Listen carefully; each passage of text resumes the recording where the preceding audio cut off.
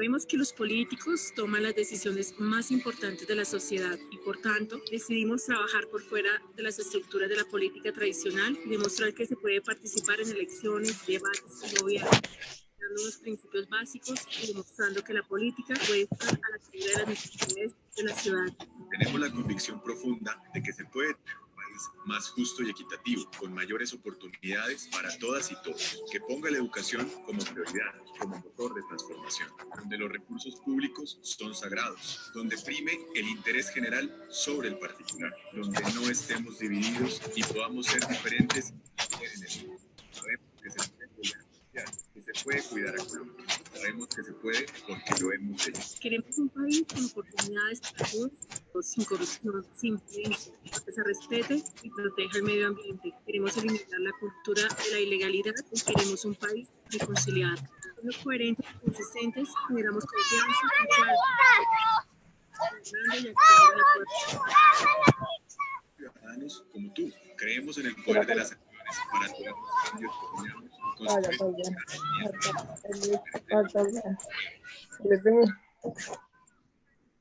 Compromiso Ciudadano. Bienvenidos a Compromiso Ciudadano Bogotá, el movimiento político que trabaja para transformar la realidad de todas y todos los capitalinos. Somos parte del movimiento que nació en Medellín hace más de 2 décadas para demostrar que los ciudadanos pueden hacer política basada en principios. Sabemos que los políticos toman las decisiones más importantes de la sociedad. Decidimos trabajar por fuera de la política tradicional y demostrar que se puede participar en elecciones, debates y gobiernos, respetando los principios básicos de la ciudadanía. Convicción profunda de que se puede tener un país más justo y equitativo, con mayores oportunidades para todas y todos, que ponga la educación como prioridad, como motor de transformación, donde los recursos públicos son sagrados, donde prime el interés general sobre el particular, donde no estemos divididos y podamos ser diferentes sin ser enemigos. Sabemos que se puede volver a confiar, que se puede cuidar a Colombia. Sabemos que se puede porque lo hemos hecho. Queremos un país con oportunidades para todas y todos, sin corrupción, sin violencia, donde se respete y proteja el medio ambiente. Queremos eliminar la cultura de la ilegalidad y queremos un país reconciliado. Siendo coherentes y consistentes, generamos confianza, la cual cuidamos y mantenemos gobernando y actuando de acuerdo con nuestros principios. Somos ciudadanos como tú. Creemos en el poder de las acciones para lograr los cambios que soñamos y construir la ciudad y el país que nos merecemos.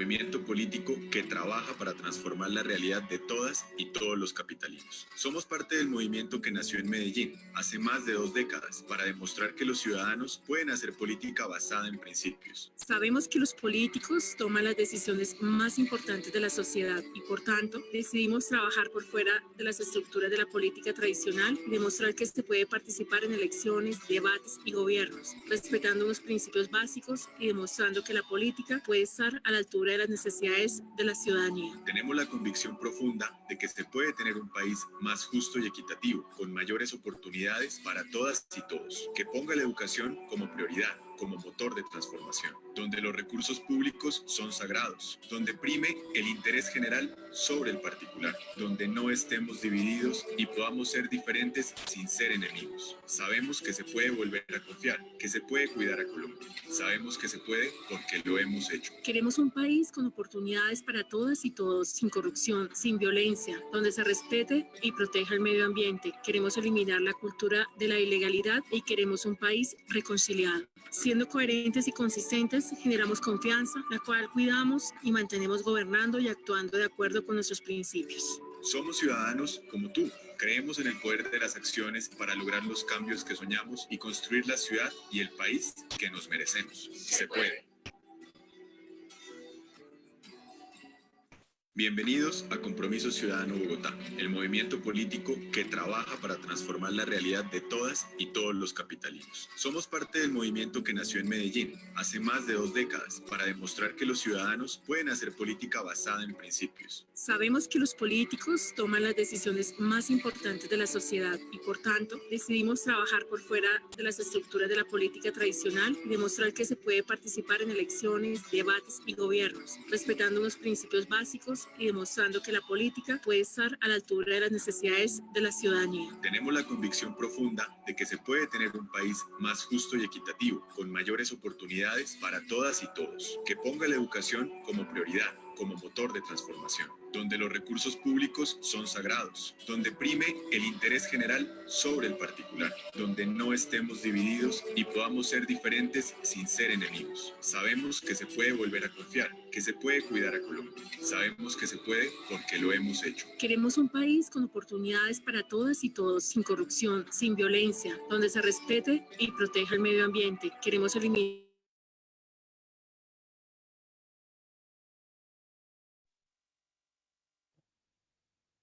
Sí,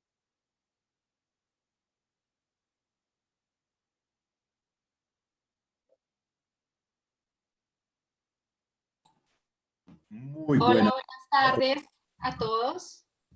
a todos y todas. ¿Sí me escuchan ahí? sí, lo escuchamos. Listo. Vamos a dar un minuto más. No encuentro, espera un momento. Hola, buenas tardes. Buenas tardes, Meo.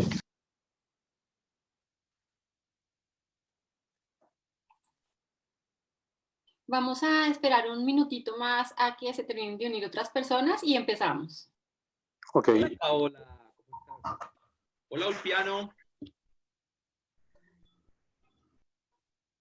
Hola, buenas tardes, ¿qué tal? ¿Cómo van todos? ¿Tú eres la moderadora? Yo soy la moderadora. El día de hoy los estaré acompañando en la moderación. Mano dura con esos Leonardos. Yo veré. Se puede.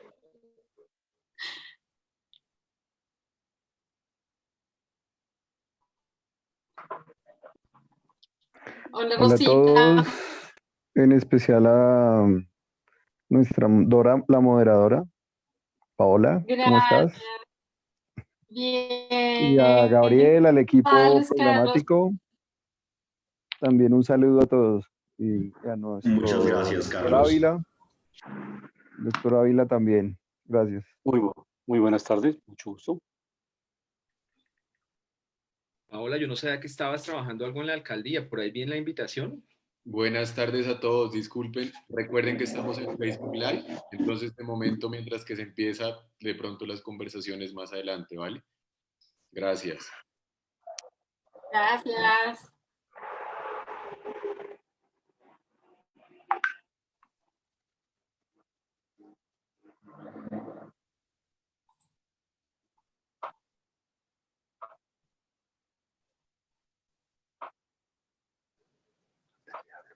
Paola, ¿cómo me le ha ido? Bien, gracias, Ulpiano. Todo. Me alegro volverla a ver. Igualmente, un gusto saludarlo. Gracias. Por ahí está Leonardo, lo vi, lo escuché. Buenas tardes.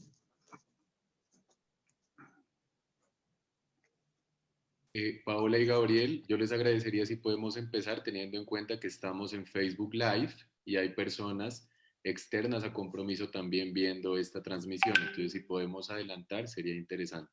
Claro que sí. Entonces, bueno, un saludo a todas las personas que nos acompañan en Facebook Live, a todos los compromisarios, a todos los ciudadanos, a todos los interesados en el tema de la abstención en política.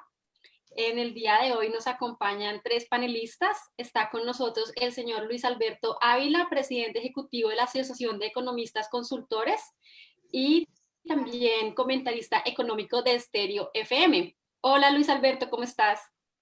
Muy buenas tardes, ¿cómo les ha ido? Bien, ¿Me gracias. escuchan? Ok, También nos acompaña en el día de hoy Alejandro Palacios, que es estudiante de Ciencias Políticas de la Universidad Nacional y líder estudiantil de ACRES. Hola a todos y todas, muchas gracias por la invitación. Esa descripción está un poquito desactualizada, ya ni soy estudiante porque me gradué, ni tampoco representante estudiantil, pero bueno, gracias. Ay, pero si quieres, coméntanos un poco cómo... No, lo que les dije, ya no soy estudiante porque ya soy politólogo y ya no soy representante, ex representante estudiantil. Ah, bueno, pero una persona muy reconocida en el liderazgo del campo estudiantil que nos acompaña hoy desde la posición de politólogo con sus opiniones. También tenemos a Gabriel Galindo, que es nuestro dirigente programático de Compromiso Ciudadano Bogotá.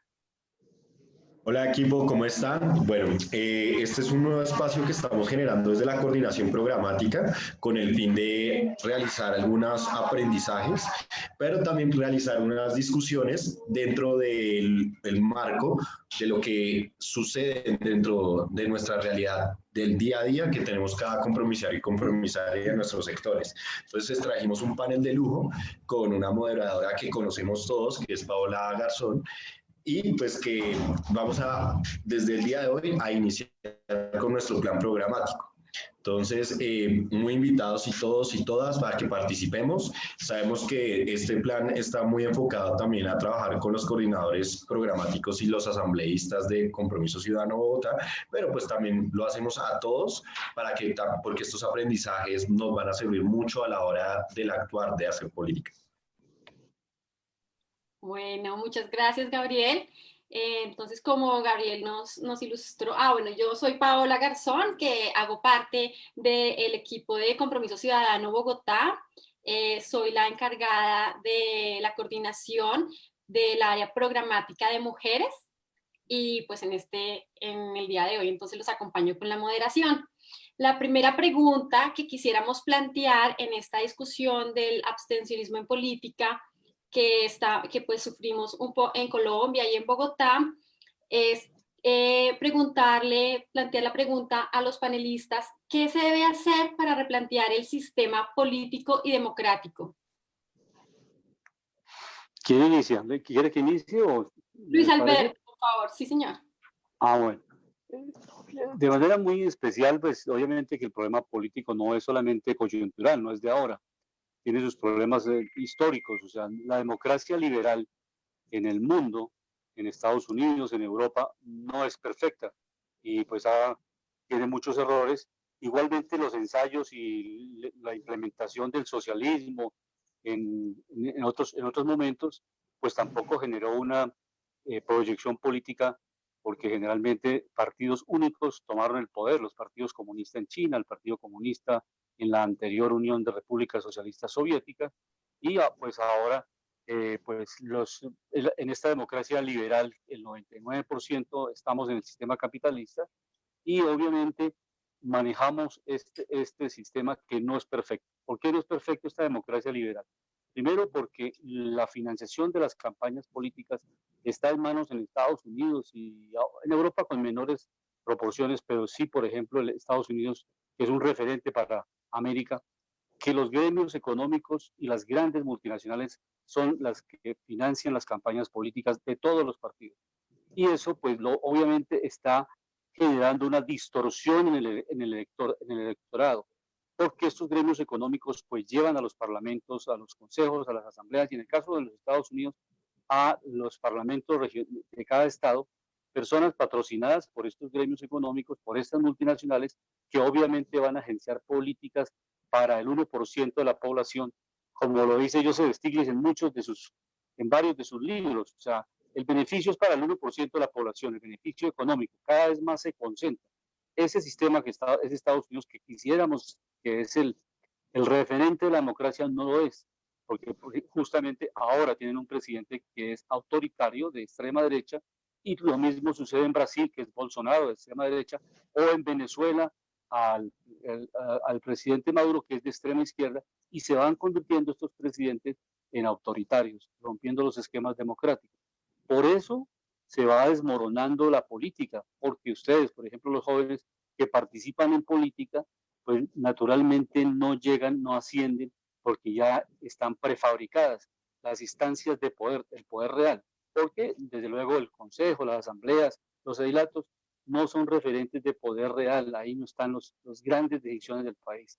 Entonces, eso va desanimando a la gente que participa en política. Unos hacen la política, unos construyen un proyecto político y otros llegan a la administración y al gobierno a desarrollar las políticas prefabricadas por los gremios económicos, y en el caso colombiano la deformación es mayor porque está influenciada la política además por otros actores que no son actores políticos, sino actores del conflicto, o el paramilitarismo, o la guerrilla, o el narcotráfico, que están financiando las campañas y llevan a sus agentes a representarlas en las corporaciones públicas, a personas obviamente que no representan el 99% de la población, para recoger la frase de Stiglitz, que siempre y se replica en los países, que es el 1% que dirige al país y el 99% obedece, que debía ser lo contrario, el 99% participar en política y el 1%, que sería un margen muy pequeño, pues que no participa y que obviamente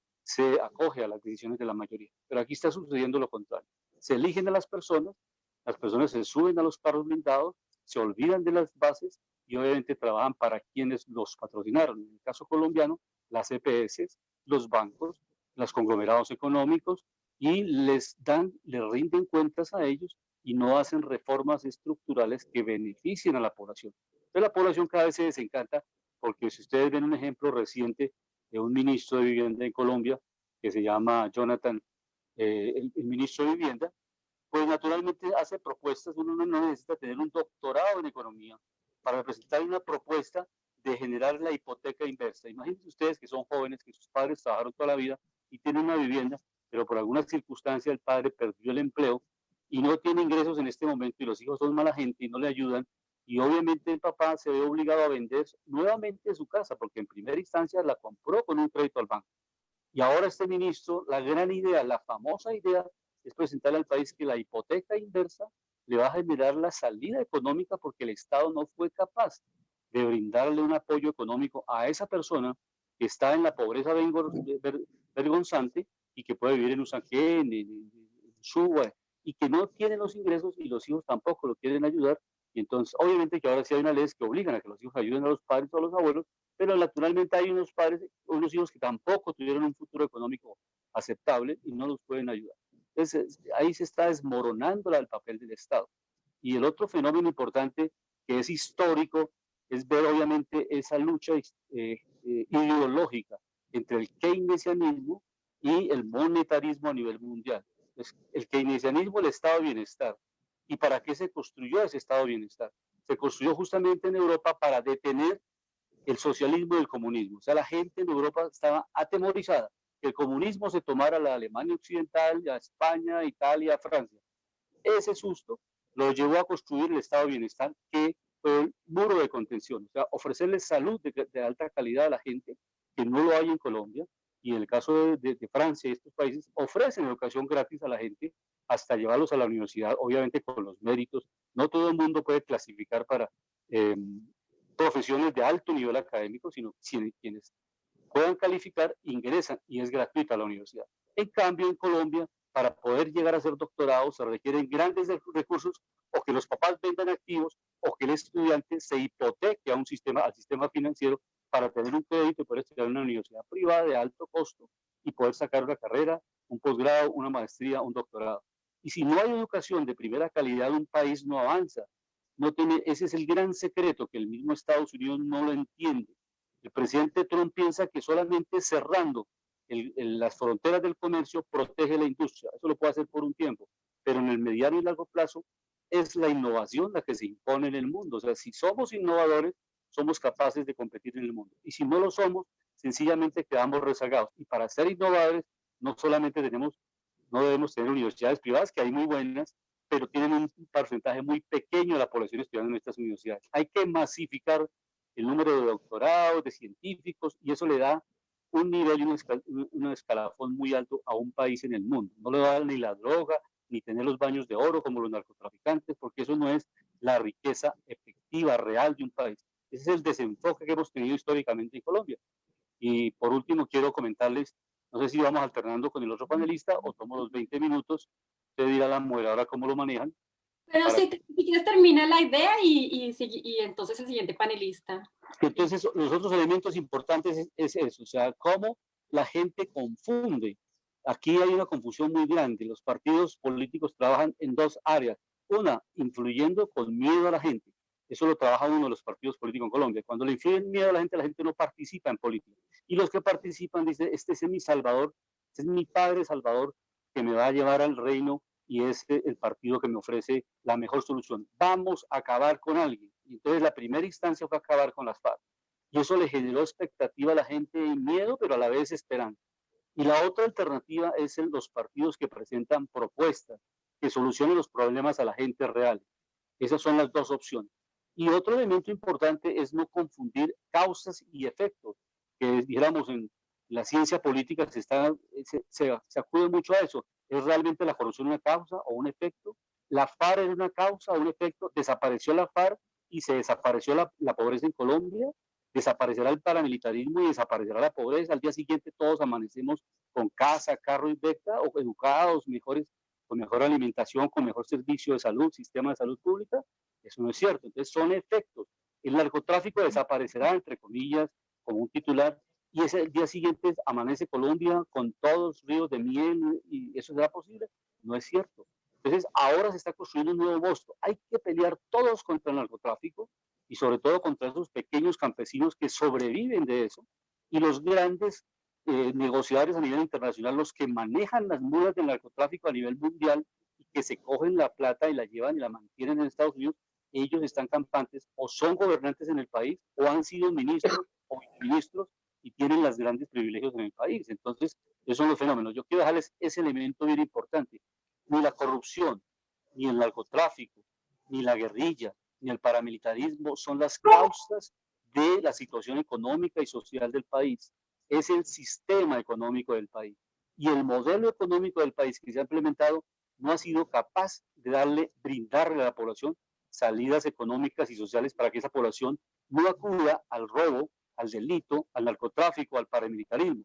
Imagínense ustedes que todos ustedes, los veo que tienen pues una visión de citadinos.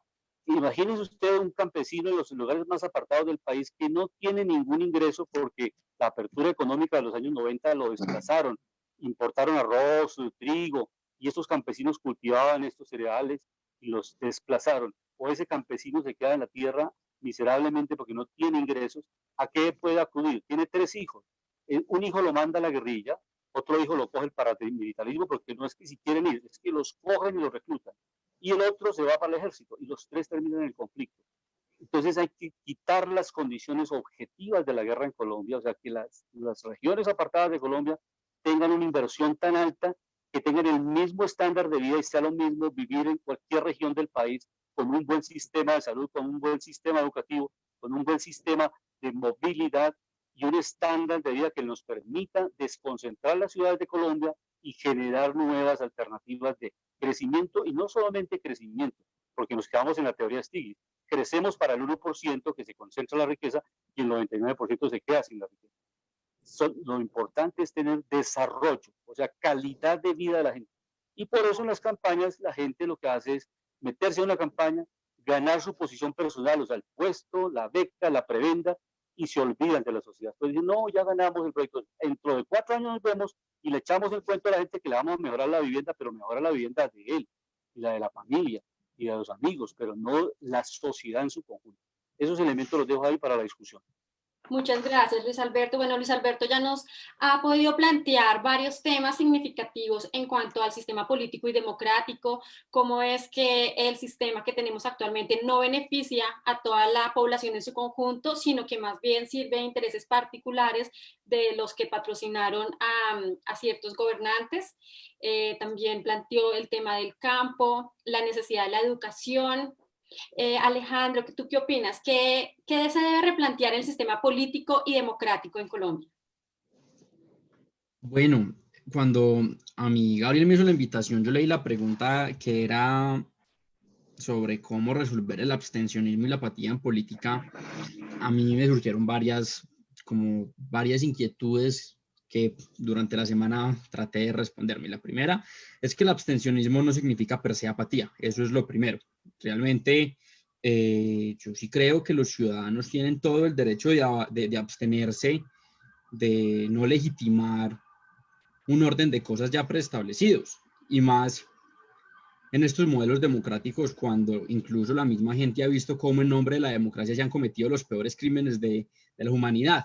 Entonces, que uno diga que realmente la gente siente desconfianza y decide abstenerse de participar en este juego político y de legitimar el juego político tiene todo el sentido del mundo y tienen todo el derecho de hacerlo. Es una decisión que cada persona debe tomar libremente, pero eso sí, también teniendo presente que si un ciudadano no quiere abstenerse, quiere participar políticamente, más allá de lo electoral, porque también se tiende a minimizar la participación política a lo electoral. Si quiere participar, se le deben de brindar todas las garantías y tiene toda la libertad de hacerlo, pero la abstención no significa per se apatía. En Colombia realmente es la excepción, porque en Colombia la abstención sí es por apatía, pero también hay muchas personas que se abstienen de participar en política porque es su convicción y su activismo político, abstenerse de participar y de legitimar en este sistema. Pero entonces ahí es donde viene la pregunta, ¿cuál es el tipo de democracia que hay en Colombia? Colombia siempre se ufana de ser la democracia más estable, la democracia más antigua del continente, pero pues realmente Colombia sí es eso que dice ser. Y entonces ahí es cuando nos damos cuenta de que en un país como Colombia han usado figuras como el Frente Nacional para ufanarse de democracia, pero en últimas terminan siendo pactos entre élites para alternarse el poder y no darle participación a las personas. Y yo sí creo que genuinamente la participación política se ve afectada gravemente a medida que aumenta la violencia. Y en periodos de violencia tan fuertes como los que ha tenido Colombia, no podemos ufanarnos de ser una democracia estable y de ser la democracia más estable del continente. Ahora, yo creo que quienes se abstienen, más que hacerlo por una convicción política, terminan es haciéndole un juego de colaboracionismo a las clases políticas gobernantes. ¿Y por qué? Porque yo sí creo que cuando la gente no sale a votar en el Ubérrimo o en la Casa de Nariño, se ponen muy felices de que la gente no vote, de que la gente no participe, porque así les va a quedar supremamente más fácil seguir ganando las elecciones. Y ganan las elecciones precisamente porque les queda más fácil comprar las elecciones. Y ganan las elecciones porque como la gente no vota, con que compren unos cuantos votos les va a quedar más fácil ganar. Si la gente participara decididamente, pues les tocaría comprar más votos, por lo cual es más difícil que ganen. Ahora, yo no creo que la actividad de votar debe de ser una obligación. Yo no creo en que la solución a esto se da por medio del voto obligatorio. Y no se da en ese sentido. Por lo que les decía anteriormente, no podemos obligar a que todas las personas legitimen estos modelos democráticos que han causado miles de muertes en América Latina. Hoy en Colombia estamos viendo cómo en nombre de la democracia incluso violan la soberanía de nuestro país, trayendo tropas extranjeras. Pero entonces, volviendo a esa discusión sobre el modelo democrático, creo que la reflexión, porfa, si pueden apagar el micrófono que hay por ahí sonando, yo creo que la reflexión no se debe dar sobre por qué la gente se abstiene, sino más bien qué es lo que hace que la gente se abstenga, qué es lo que tanto nos choca del sistema, por qué ese sistema no nos gusta. Y ahora viene entonces la discusión de fondo.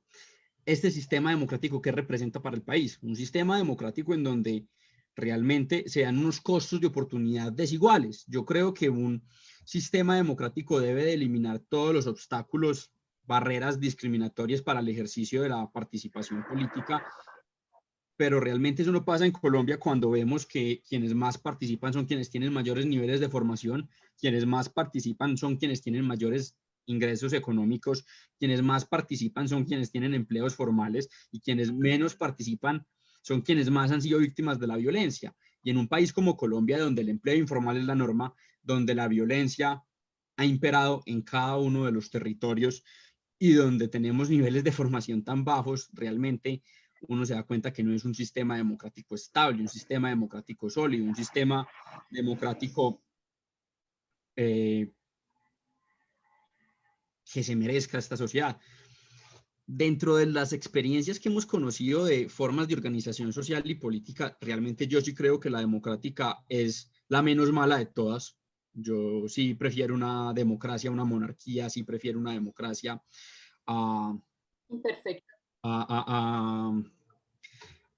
a una dictadura, pero entonces ahora viene la discusión sobre si es una democracia como la que tenemos en Colombia, presidencialista, en donde el Ejecutivo tiene el grueso del poder público, donde el presidente es jefe de Estado, pero también jefe de gobierno, donde el presidente es en últimas quien toma las decisiones más importantes del país y los proyectos que en últimas podrían tener un impacto significativo son exclusivamente iniciativa presidencial, o una democracia parlamentarista donde realmente se da un equilibrio de poder mucho más sólido, donde hay mayor espacio para la representatividad política, para el disenso, para la discusión, porque en últimas en Colombia poco se da eso.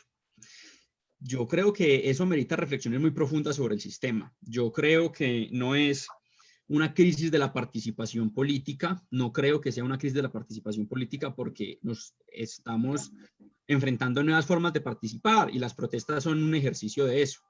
Es más bien una crisis de la legitimidad que tiene el sistema electoral y el sistema democrático de nuestro país.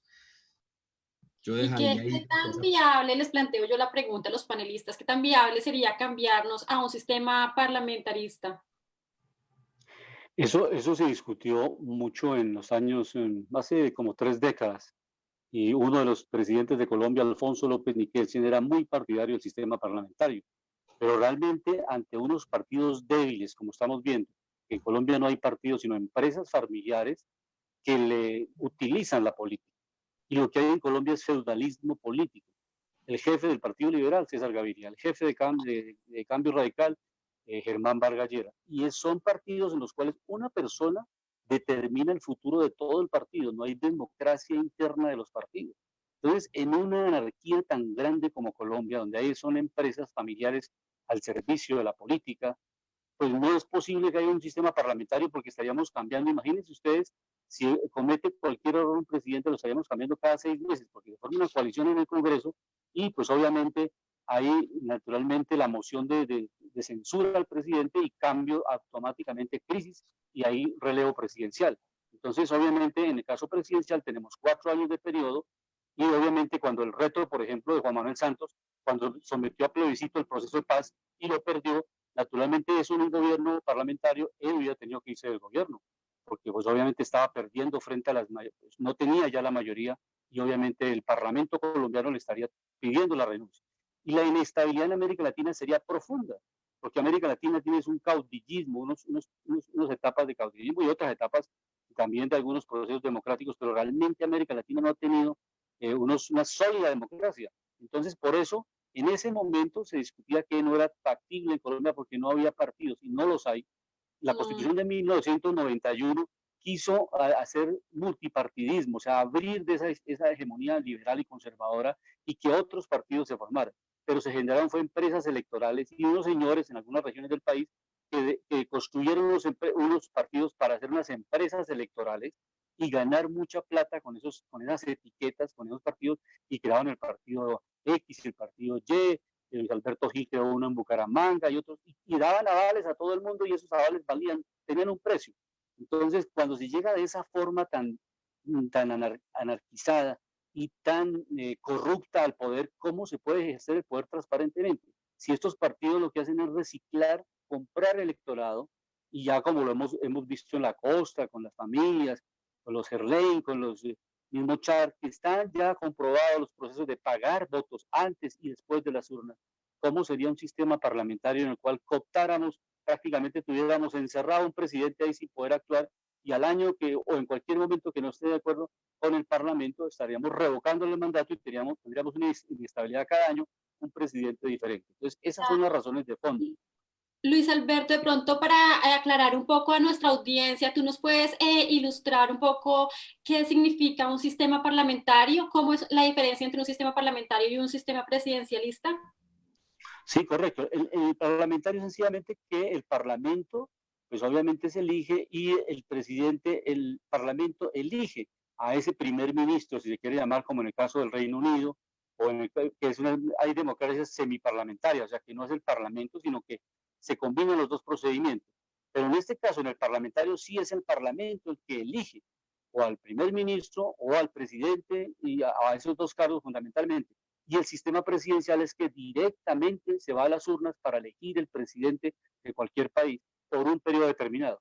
En este caso, 4 años, en el caso de otros países, 5 años, pero ese es el sistema presidencialista, que el presidente es elegido por el voto popular, y en el caso del parlamentario, el sistema parlamentario es que el parlamento elige el primer ministro o al presidente, llámese de acuerdo a la constitución de cada país.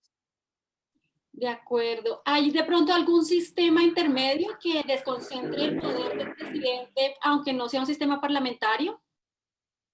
El sistema semiparlamentario, que le permite combinar las dos formulaciones, o sea, que una alternativa se llegue por el voto popular y la otra que después de elegido este parlamento se tenga la posibilidad de elegir al presidente y se pueda combinar las dos opciones, el sistema semiparlamentario. De acuerdo. Alejandro, ¿qué opinión te merece el sistema parlamentario versus el sistema presidencialista? Yo creo que esta crisis ha demostrado un poco cómo muchos mandatarios cada vez han mostrado su talante autoritario, y por ejemplo lo estamos viendo con el presidente. Hoy el Congreso de la República no le ha hecho ni un solo control a los decretos ley que ha emitido el presidente de la República. ¿Y por qué? Porque no ha tenido la oportunidad de hacerlo, porque las fuerzas del presidente precisamente le están haciendo el juego a eso, a que tengamos un presidente que toma las decisiones solito, sin escuchar las demás fuerzas que se están dando en el país. Yo realmente sí creo que eso está mal. También, en últimas, en Colombia es difícil por lo que ha significado los partidos políticos, y es que los partidos políticos se han vuelto empresas electorales que en últimas su única preocupación es ganar elecciones, y eso no solamente le pasa a los partidos políticos, le pasa a movimientos sociales como este. Le pasa a todo tipo de agrupación que se disputa el poder. ¿Y por qué? Porque en última se parte de la premisa de que la participación política es exclusivamente la participación electoral. La participación política va mucho más allá de ganar unas elecciones o de perder unas elecciones. La participación política requiere un trabajo constante, requiere un trabajo arduo, requiere abanderar las causas de la ciudadanía. Y por eso uno ve que poco a poco los partidos políticos están haciendo mutaciones de pasar de ser partidos de estructuras, de pasar de ser de partidos de células, los antiguos partidos comunistas, partidos socialistas, a tratar de ser partidos de causas. Ya los partidos no son de tendencias, están tratando de ser partidos de causas. Por ejemplo, uno ve la conformación del Partido Verde en Colombia y uno dice, bueno, ¿cómo se conforma el Partido Verde en Colombia? Ya lo que tratan de darle es voz no a los sectores o a las tendencias, sino a las comisiones sectoriales que se llaman. Entonces ya son jóvenes, ya son mujeres, ya son ambientalistas, ya son animalistas, ya son afros, ya son la comisión de diversidad, etc., etc. Antes los partidos políticos se conformaban, eran por sectores políticos, por fuerzas políticas, y se trataban de llegar a consensos para no romper las fuerzas de un falso orden interno que se daba. Yo creo que Colombia sí hay una reflexión muy profunda sobre lo que ha significado el presidencialismo, sobre lo que ha significado el centralismo, y sobre lo que han significado los partidos políticos. Yo genuinamente creo en los partidos políticos, yo creo que Colombia necesita partidos fuertes, yo creo que la militancia política es muy importante, pero los partidos políticos no se pueden valer exclusivamente de militancia. Los partidos políticos necesitan también cada día ser más partidos de opinión, porque en últimas se terminan convirtiendo en partidos de estructura orgánica y llegan a sus techos de forma muy fácil. En cambio, si terminan siendo partidos de opinión, tienen más posibilidad de crecer. Pero eso se da también mucho sobre la voluntad política de quienes nos gobiernan. Y por eso les decía anteriormente que yo creo que cada vez que la gente se abstiene de participar en política, las clases políticas dominantes se alegran, porque históricamente en Colombia se ha dado un desarrollo en donde para que unos ganen, todos perdemos. Y no solo en Colombia, sino en toda América Latina. América Latina sí que sabe de eso. Y lo sabemos desde la colonia, desde lo que terminó siendo el saqueo de la corona española para América. Y ese orden se ha perpetuado. Y se ha perpetuado. Y es que ha habido sin duda alguna un progreso y un avance social durante los últimos años en toda América. Pero en última se siguen repitiendo muchas de esas lógicas coloniales que simplemente se le cambió la nacionalidad a quienes dominaban para que terminan siendo los mismos dominantes, que quizás dominan dentro del país, pero no dominan hacia afuera, porque también hacia afuera son dominados. Pero yo sí creo que amerita una discusión muy profunda, y lo que yo no creo es que la actual fuerza política esté dispuesta a hacer esa reflexión y a darle respuestas a esa pregunta, porque son los mismos que se han beneficiado de este sistema presidencial. Por eso yo sí creo que un deber es votar masivamente. Ahora, está bien, hacerlo, pues lo hace, pero quien no quiera hacerlo tampoco somos quien para obligarlo a que lo haga. Por eso también hay que mirar la gente cómo da su lucha política. Hay quienes creemos en que la lucha política es en lo electoral y participamos activamente de elecciones y tratamos de disputarle el poder a estas personas. Hay otras personas que disputan el poder de otra forma, que lo hacen por medio de la movilización social, que lo hacen por medio de la academia. Yo creo que la academia es un contrapoder también muy importante para estos regímenes que a veces tienen vicios autoritarios, pero yo sí creo que esa es una reflexión que nos debemos como país, y que es una reflexión que se dio hace un buen tiempo a nivel mundial, pero en Colombia, cuando se está dando esa discusión, no solo se abrió la democracia, sino que se puso más fuerte el presidencialismo, porque con todas las reformas políticas nos han tratado de vender que se abre la democracia, pero cuando vemos, por ejemplo, lo que es la participación política para los jóvenes, nos damos cuenta que los jóvenes podemos elegir, sí, pero los jóvenes, por ejemplo, no podemos ser elegidos al Congreso. Para poder ser elegidos al Congreso tenemos que tener más de 25 años, pero para votar sí les servimos. Para que votemos por ellos sí les sirve que tengamos cédula a los 18, pero no para que nos elijan. Entonces yo sí creo que merece reflexiones muy profundas, porque es acerca de ese sistema democrático que hay en Colombia. Y también eso va muy de la mano de lo que es la reflexión del sistema económico, porque yo sí creo que la forma de organización política y social responde a lo económico. Yo creería que lo político le debe dar la línea a lo económico, pero en Colombia y en últimas el orden que se estableció después de la Segunda Guerra Mundial fue ese, que lo político responde a lo económico. Sí, así es. Bueno, tiene la palabra Gabriel Galindo. Sí, solo quería darle la bienvenida también a otro panelista que teníamos la espera, es que tuvimos un problema técnico con él, que es el profesor Carlos Álvarez. Es un profesor en filosofía política de la Universidad Nacional, con especialización en fenomenología y un doctorado pues, en filosofía política. Entonces ya tengo la presentación de él. Entonces, porfa, Carlos, puedes activar el micrófono y yo te doy la palabra y te comparto el documento que tú me enviaste.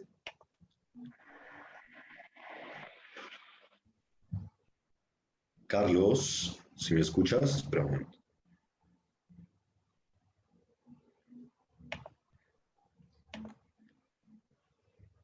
Es que veo acá a Carlos Álvarez, pero no me permite. A él le pongo que para habilitar el micrófono y no aparece. Creo que seguimos teniendo problemas con él. Entonces, no, continuemos la discusión, Paola.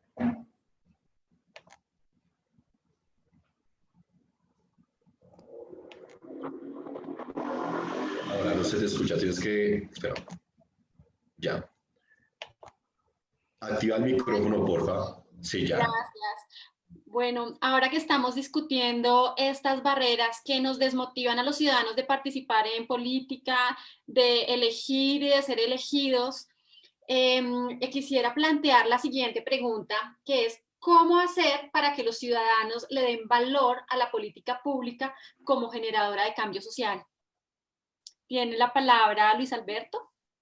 Bueno, mira, hay que hacer una reforma política integral. Y esa reforma política, inclusive que vos esbozabas en el Acuerdo de La Habana, no porque haya sido el Acuerdo de La Habana, porque eso algunos lo han hecho como, han difamado el Acuerdo de La Habana, o sea, como si hubiera sido que la FARC impuso. No, eso es una necesidad. Cuando nosotros dialogábamos con Humberto de la Calle Lombana en muchas ocasiones, él nos decía que el país profundo, que nunca lo recorre la gente, sino estamos solamente atrincherados en las ciudades, que ese país profundo estaba pidiendo a gritos una reforma política. Primero, el gran acuerdo agrario, que fue uno de los puntos del Acuerdo de La Habana. Y segundo, la reforma política. Pero esa reforma política no solamente es porque lo pide La Habana, o que el acuerdo que ya es un documento oficial de Estado, sino porque es una necesidad para el país. Mire, en la medida que podamos hacer una reforma política integral, que hagamos el mismo día de elecciones, o sea, fortalecemos los partidos políticos, vamos a las listas cerradas, pero con democracia obligatoria interna de los partidos, que el mismo día de las elecciones todos los partidos presenten sus candidatos para escoger, pues obviamente internamente, quiénes van a ser sus candidatos a los consejos, a las asambleas. Y esas listas cerradas evitan las empresas electorales, que gastemos montones de dinero, obviamente financiados por las empresas y otros recursos no santos, para llevar a personas que repiten el ejercicio. Inclusive gente joven, una persona joven puede salir egresado de una universidad, un ingeniero, regresa a un municipio de Colombia X, a su tierra natal, y le dicen, usted quiere ser alcalde, tiene una pinta muy elegante, tiene un buen discurso, preparado en la Universidad de los Andes, usted puede ser alcalde aquí de Tuque, recogamos ese, pero usted no tiene plata, niño, acaba de salir de la universidad y tiene un crédito con el ICETEX, pero quiere ser alcalde, entonces tenemos 5 contratistas acá que le vamos a financiar su campaña y usted es alcalde. Y cuando llega a ser alcalde, ¿a quién le da los contratos ese señor? Pues a los 5 contratistas, ¿de acuerdo? Entonces, y eso se repite en todos los municipios de Colombia y en los departamentos y a nivel nacional en el Parlamento. Si tenemos partidos organizados y democráticamente con una estructura obligatoria, o si quieren hacer consulta abierta o consulta interna, eso ya es potestativo de cada partido. Porque viene la crítica, ay, que es costosa la democracia, que cuánto vale la consulta. Es una consulta para todos los partidos el mismo día, para evitar que un partido infiltre a otro y vote por otro candidato para que salgan los peores en otro partido, si se hacen en distintas fechas. Y la financiación totalmente del Estado, para que el Estado corra la cortina y gaste solamente en los recursos directos y básicos que requieren las campañas. Y ya se bajan los costos porque usted hace la campaña por todo el partido. Y los partidos realmente tienen banderas, tienen tesis, tienen unidad ideológica. En este momento no la tienen porque son empresas familiares y cada una defiende intereses. Y uno encuentra gente del mismo partido con distintas posiciones políticas frente a un mismo tema, porque defienden solo intereses particulares. Pero si los partidos se fortalecen, los partidos tienen la defensa del medio ambiente, la defensa de los derechos humanos, y otro partido podrá ser de extrema que no defiende esos valores, sino por el contrario, sí al fracking, sí a la contaminación, etcétera, etcétera. Entonces la gente empieza a identificar la diferencia. Esa es una buena fórmula para empezar a fortalecer la democracia en Colombia y para que la gente vote por programas y no por personas que gastan montones de dinero para llegar a los cuerpos colegiados o al Ejecutivo y obviamente llegan por el mismo camino, corrupción, y en el gobierno repiten el ejercicio, llegan para corromper al resto del Estado. Gracias. Entonces se requiere eso, una reforma política integral y que ustedes la ayuden a construir. Eso se ha debatido en el Congreso varias oportunidades, pero no la dejan pasar por lo que estaba diciendo nuestro compañero panelista. O sea, hay intereses definidos allí que no dejan que esta reforma avance porque obviamente destruye todos los privilegios. Hay congresistas que llevan 40 años, 50 años y no quieren perder esas parcelas de poder que las repiten cada 4 años. Entonces eso no anima a la gente porque no hay una participación directa de los ciudadanos. Así es. Bueno, Alejandro, ¿cuál es tu opinión en relación a cómo hacer para que los ciudadanos le den ese valor a las políticas públicas como generadora de cambio social? Pues a ver, es bien curioso porque uno creería que los ciudadanos participan en política porque les preocupa quién formula las políticas públicas, pero también hay que partir del hecho y de la realidad, y es que gran parte de los ciudadanos no sabe qué es una política pública, no sabe para qué es una política pública, porque incluso nuestro país, aunque ha hecho un esfuerzo por formular políticas públicas, muchas de ellas terminan siendo o ineficientes o no se terminan implementando, quedan formuladas.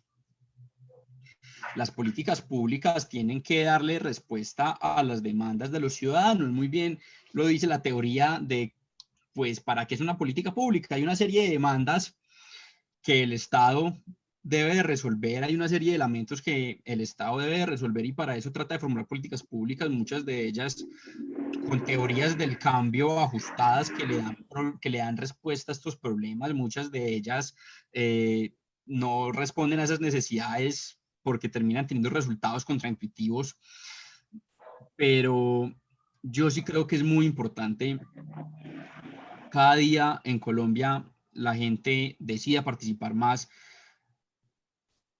en política, pero vuelvo y hago la claridad, no exclusivamente en la política electoral, porque algo tan elemental como participar en una mesa de discusión sobre una política pública es participación política, y la gente que va y da su opinión, que va y dice lo que cree que debe de ser, está participando activamente en política.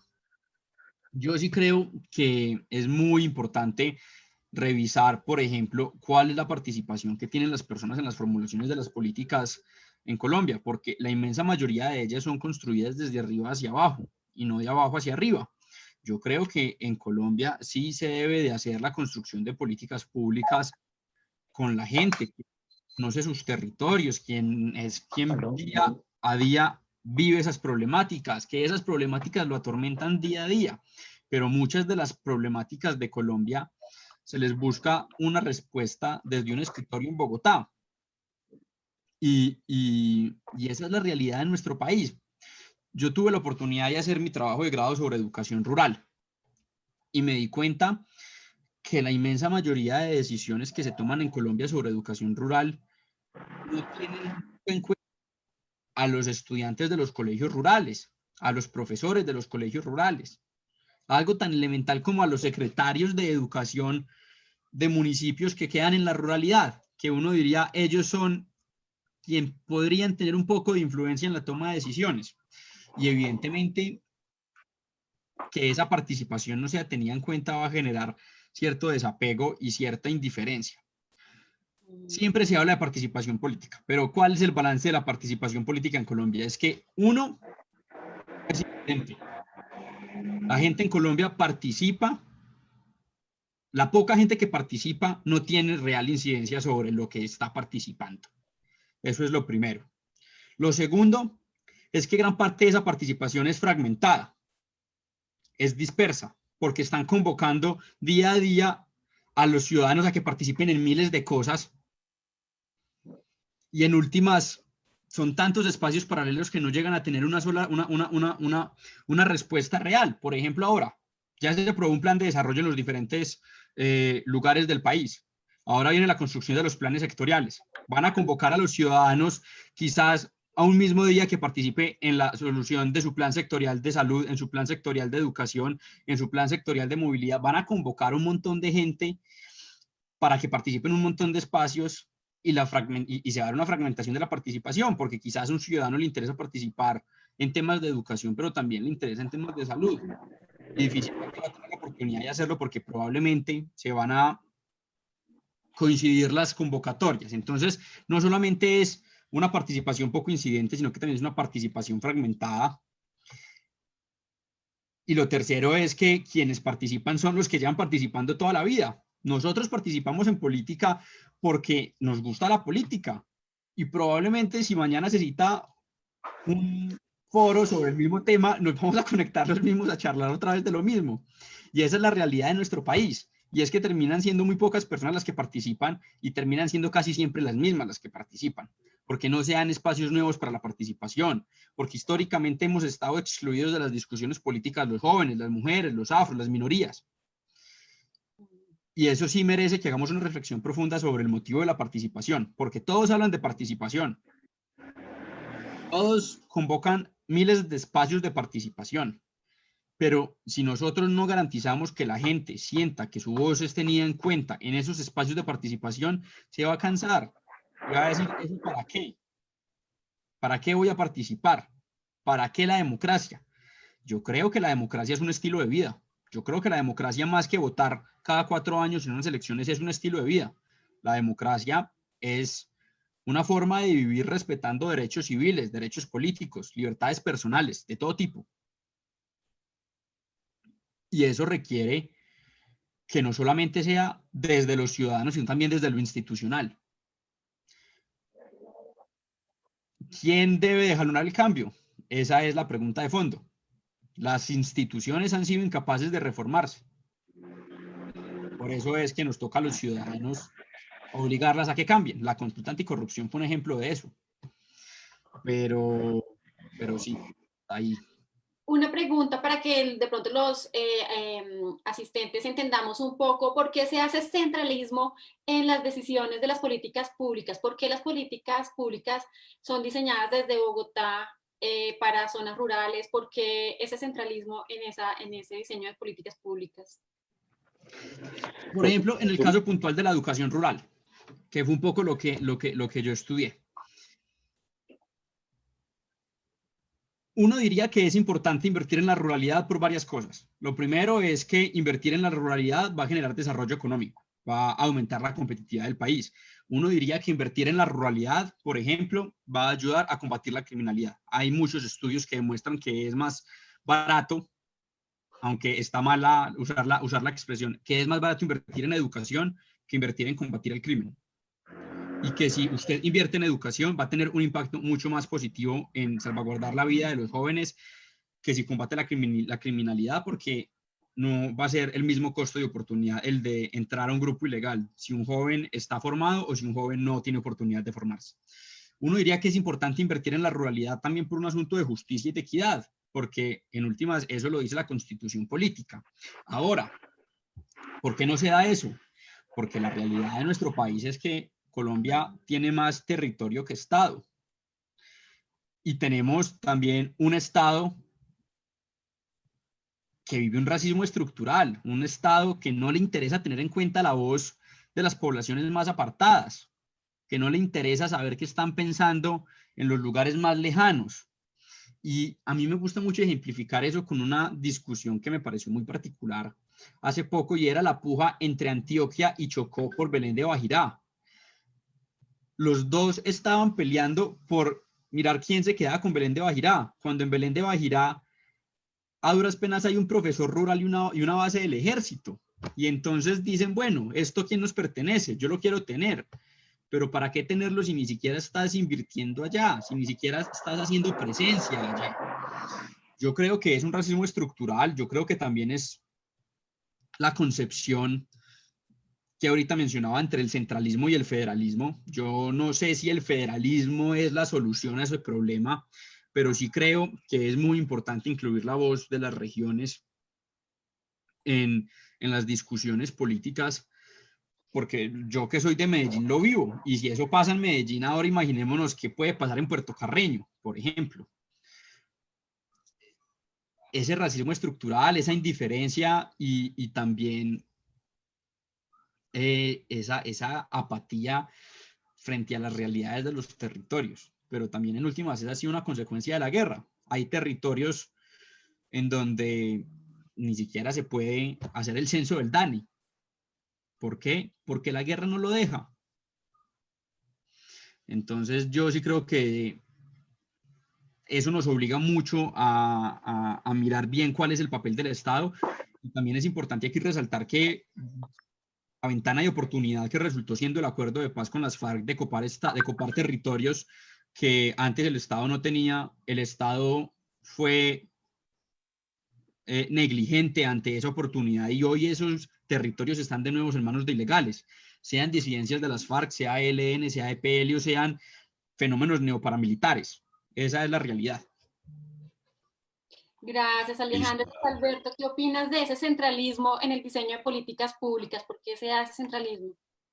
Sí, la concentración económica en las grandes ciudades, Bogotá, Medellín, Cali, Barranquilla, pues ha generado estos nodos económicos en los cuales esa concentración de poder económico genera desde luego un direccionamiento de las políticas. Y Bogotá como centro del país, pues ha tomado el liderazgo en el diseño de la política pública y en la implementación. Pero repito, para retomarlo del comienzo, estamos viviendo una pandemia y la idea central de ahora es qué va a pasar en los próximos 4 años y si este gobierno logra mitigar la situación de emergencia que estamos viviendo. Ni siquiera es una emergencia, estamos en una depresión económica peor que los años 1929-1930. Yo creo que la gente no ha sido consciente. Nosotros hemos venido haciendo unos cálculos que Colombia en estos 4 meses ha perdido 500 billones, con B larga para que se tome bien la cifra, o sea, 500.000 millones de millones.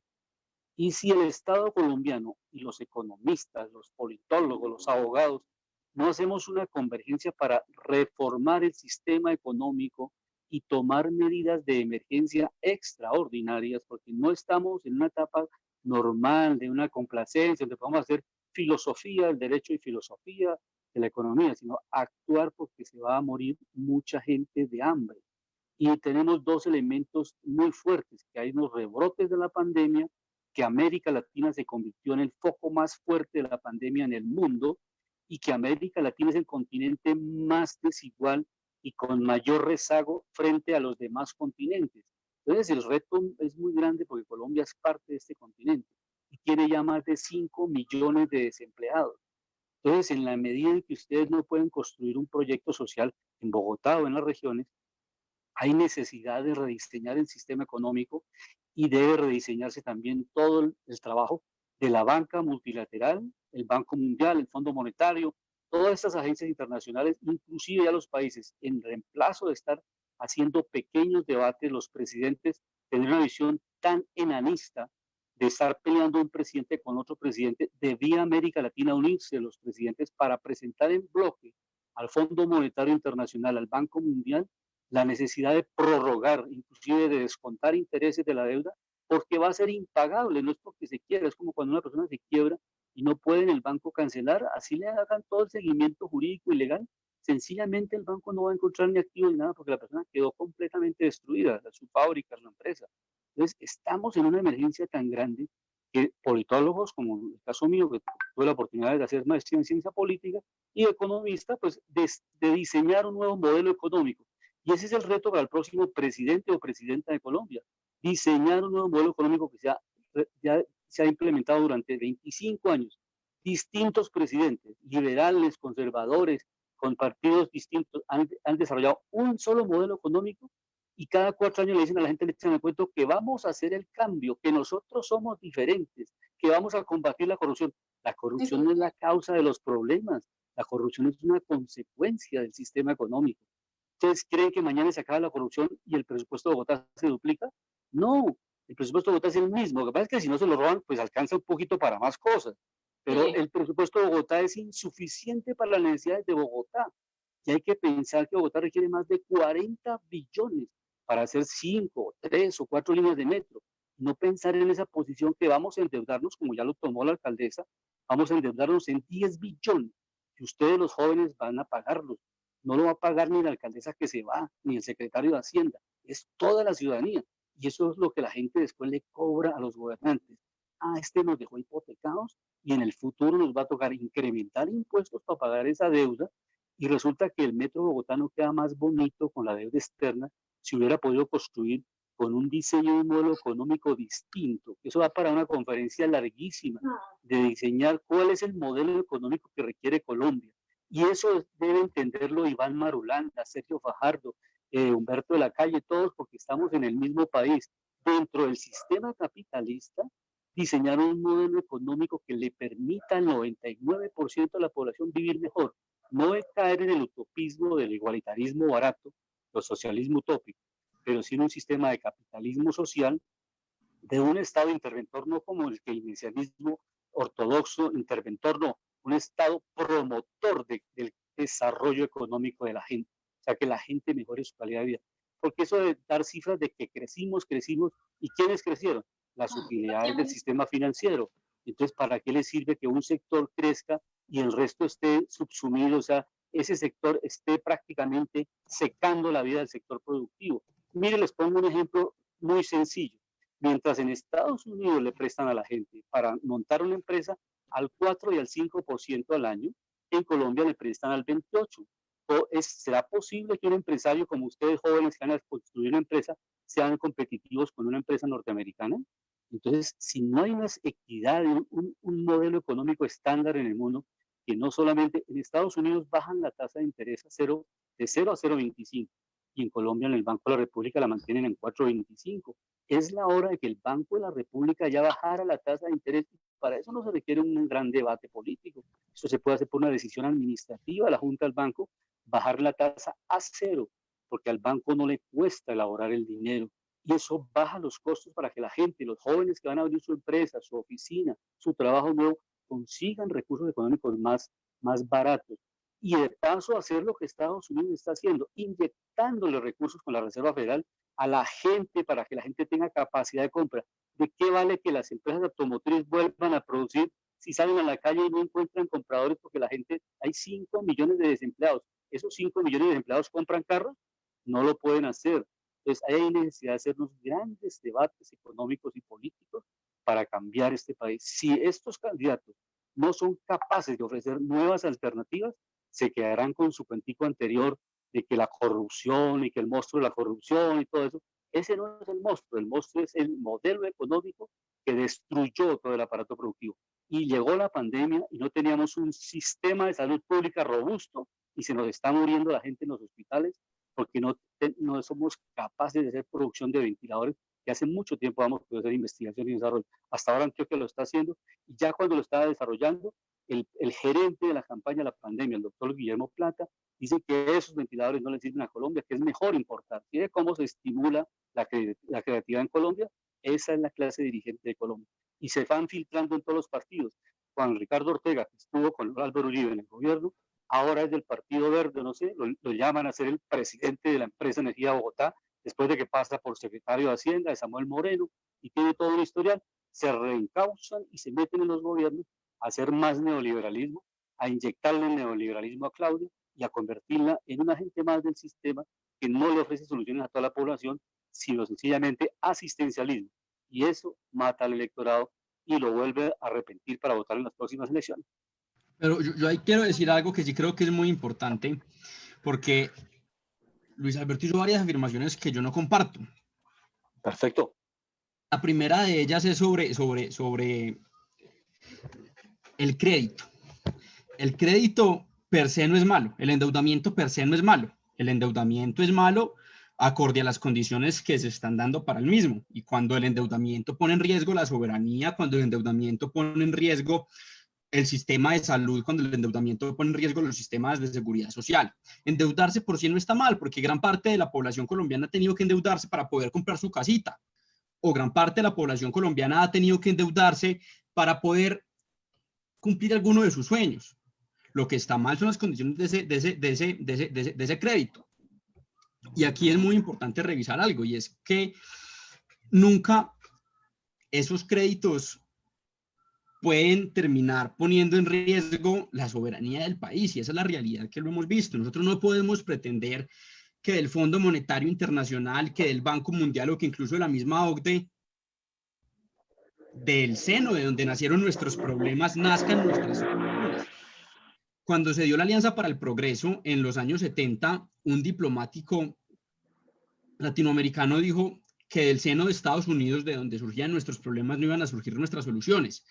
Y hoy seguimos repitiendo la misma receta en cuanto al Fondo Monetario Internacional, en cuanto al Banco Mundial, y tenemos gobernantes que siguen al pie de la letra sus recomendaciones. Pero yo no creo que Claudia López sea una mandataria que siga al pie de la letra las recomendaciones de la OCDE y de estos organismos multilaterales y que siguen partiendo el neoliberalismo en Colombia, porque sin duda alguna hay muchos avances en materia social que quedaron consagrados dentro del plan de desarrollo. Por ejemplo, yo no creo que un ingreso mínimo sea neoliberalismo. Yo no creo que avanzar en la garantía del derecho a la educación sea neoliberalismo, y principalmente si es por medio de la educación pública. Yo no creo que el reconocimiento del cuidado y de los sistemas de cuidado que históricamente han sido no remunerados sea neoliberalismo, porque en últimas va orientado es al cierre de brechas. El neoliberalismo habla de cierre de brechas y habla de desigualdad, de una desigualdad que aumenta la riqueza en términos absolutos, pero mucho más en términos relativos, porque el rico cada vez es más rico y el pobre cada vez es más pobre. Pero yo no creo que la política que está haciendo Claudia López esté orientada ya a eso, porque efectivamente su plan de desarrollo responde a lógicas diferentes a las lógicas particulares y responde a lógicas colectivas. Un operador público de transporte, un respeto por el medio ambiente, partiendo de la premisa de que el éxito nuestro como humanidad ha sido a costa del planeta. Y ese éxito ha sido impulsado por el neoliberalismo. Y precisamente hoy los gobiernos neoliberales son los que ni siquiera creen en el cambio climático. Pero Claudia López va en contra de eso. Y sí reconoce no solo el cambio climático, sino la deuda ecológica de Bogotá con la región. Y eso es algo muy avanzado, porque en pocas ciudades del país se ha dado ese reconocimiento de la deuda ecológica. en términos de aire, por ejemplo, o en términos de agua o de suelo. ¿Qué papel cumple Bogotá con respecto al deterioro de los suelos de la región de la Sabana de Bogotá? Es el responsable de eso. Entonces, yo no creo que esa receta se está impartiendo en la ciudad de Bogotá. No comparto la afirmación de que se va a seguir haciendo neoliberalismo para seguir defraudando a las bases electorales. Yo no creo en eso, porque pues precisamente los hechos están demostrando todo lo contrario. Entonces, evidentemente, se dan una serie de discontinuidades, de rupturas, de resquebrajamientos con la política que hacía el señor Peñalosa. Entonces, sí, no comparto esa afirmación. Gracias. Luis Alberto, ¿quieres dar una réplica? Sí, no, muy sencillo. Lo que pasa es que Claudia no es la presidenta de la República, entonces ella no puede cambiar el modelo neoliberal que se está implementando en Colombia. Porque ¿qué es el modelo neoliberal? Pues, la libertad cambiaria, las tasas de interés positivas, la privatización de empresas, como se está planteando a nivel nacional. Ya digo, ningún alcalde de Colombia puede ir en contravía del modelo económico del país, porque no es el presidente de Colombia, ni el alcalde de Cali, ni el alcalde de Medellín. Estos alcaldes lo que son administradores de su territorio, pero no tienen la fuerza para cambiar la política macroeconómica. Entonces, en eso estamos de acuerdo con nuestro panelista, de que Claudia obviamente puede dentro del territorio de Bogotá, pues desarrollar algunas políticas. Lo que yo estoy precisando es que están llegando a su gobierno neoliberales. O sea, el que firmó el Tratado de Libre Comercio y fue uno de los asesores del viceministro de Comercio Exterior fue Juan Ricardo Ortega. Es un tratado de libre comercio que fue leonino para Colombia, impuesto, y que hoy se demuestra con las cifras de que estamos importando más de Estados Unidos y tenemos déficit comercial con Estados Unidos producto de ese Tratado de Libre Comercio. Y si ella pues lleva gente neoliberal a su gobierno, de los que estuvieron en el gobierno nacional, que implementaron políticas neoliberales. No estoy diciendo que ella se vuelva neoliberal por llevar a Juan Ricardo Ortega a ser gerente general de la empresa del Grupo Energía de Bogotá. Pero naturalmente que ellos llegan desde Washington a Bogotá y hacen la puerta giratoria. O sea, van a Washington, trabajan con el Banco Interamericano de Desarrollo, después vuelven a Colombia, implementan las políticas de estos organismos internacionales que nuestro panelista lo reconoce muy bien, que obviamente estos organismos multilaterales diseñan políticas y después ellos mismos reconocen que esas políticas no sirven. ¿Qué dice el neoliberalismo también? Que hay que mantener una austeridad fiscal, o sea, que usted no puede gastar más del presupuesto que tiene. Y es un dogma que le han entregado a los economistas neoliberales. Esto da para todo un debate, o sea, cómo manejar las tasas de interés. ¿Es posible hacer, por ejemplo, una emisión monetaria? Eso no lo puede hacer Claudia, naturalmente. Claudia es alcaldesa, repito, es la alcaldesa de Bogotá, no la presidenta de Colombia. Entonces, en ese medida que el Banco de la República lo puede hacer a través del artículo 373 de la Constitución, si hay unanimidad de la Junta Directiva del Banco de la República, se puede hacer una emisión extraordinaria. Claro, quienes no son economistas o quienes son abogados, inmediatamente dicen eso es inflacionario, porque eso requiere una discusión muy profunda de cómo se va a hacer, en qué condiciones se va a hacer, cómo va a ser la tasa de interés efectiva y la tasa de interés tanto de intermediación como de colocación como de captación. Entonces, eso es un análisis de fondo y evidentemente de eso no depende de Claudia. Ella obviamente tiene unas muy buenas intenciones, tiene una recomposición de políticas sociales importantes, reconocidas, pero no es suficiente porque si a nivel nacional el modelo sigue siendo neoliberal, y ya inclusive la he encontrado en debates con el gobierno nacional porque no está de acuerdo en muchas medidas, pero ya no lo puede cambiar. Sencillamente si el ministro de Hacienda determina quitarle de los fondos, del fondo para pensiones o de los fondos de reservas que tenía el gobierno nacional, que eran recursos de las entidades territoriales, los quitaron en esta pandemia para tomar el gobierno nacional esos recursos y obviamente quitarle acción a los territorios. Pero ese es un debate de fondo porque justamente en esa necesidad de recursos tan grande que tiene Colombia en esta pandemia, repito, los cálculos que hemos hecho son 500 billones. Usted si pierde 500 billones en la actividad productiva, no lo puede recuperar con 15 o 20 billones. Ya hay varios economistas, entre otros José Antonio Campo, que es ministro, el mismo Juan Carlos Echeverry, estamos planteando la necesidad de que la tasa de interés del Banco de la República se lleve a cero.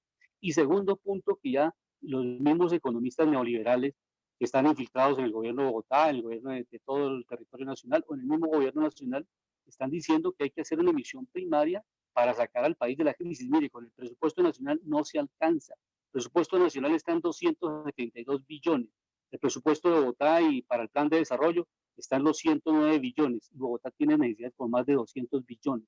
Ese es el debate de fondo, cómo conseguimos más recursos con un modelo que no sea neoliberal, porque claro, la deuda es necesaria, porque lo acaba de decir nuestro panelista, que acostumbró a la gente de que aquí se privatizó la educación, porque ese es un principio neoliberal, que a la gente se manda que vaya a los bancos desesperada a endeudarse, y si no encuentra trabajo, pues de malas, después queda hipotecado y el papá tiene que pagar la deuda o el mismo estudiante.